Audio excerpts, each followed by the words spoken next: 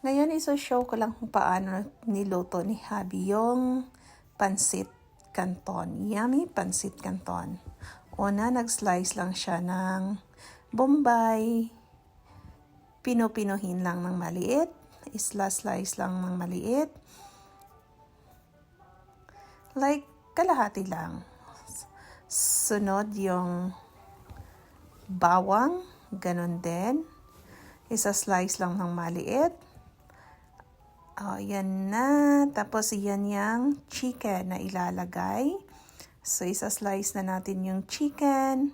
Maliit lang din. Yun yung final process. And lagyan natin ng konting pork. Yung pork is luto na yan. So, imimix na lang natin yan mamaya.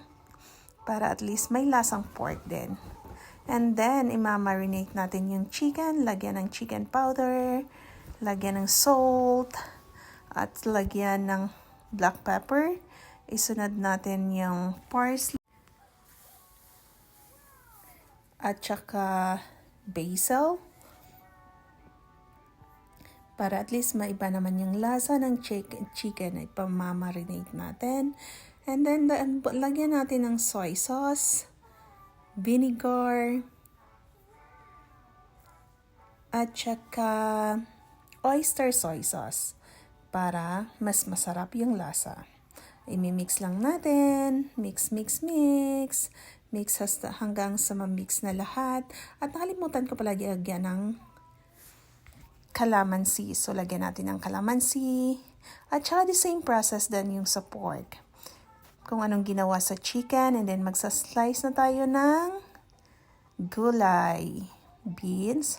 At hindi maiwasang habang nagsaslice, tumawag si Mother. Kaya, shout out kay Mother. Hi, Mama!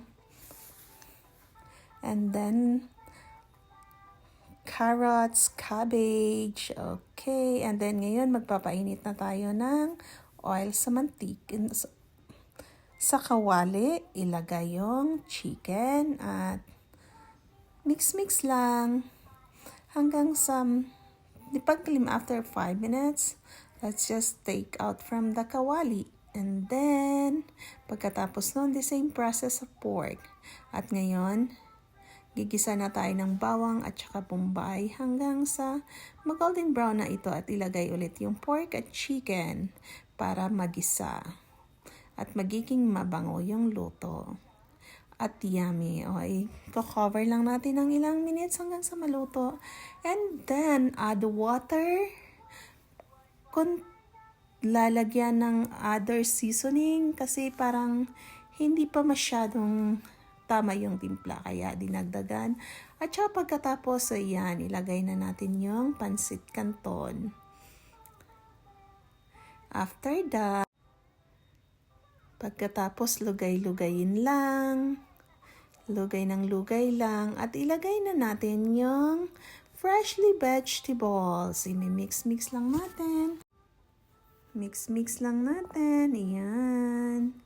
Hanggang sa maluto. At iyan na yung final process. Yummy pancit canton with chicken and pork. At iyan. Ang unang titikim ng ating niluto ay ang makulit na bata. Yummy. Yum, yum.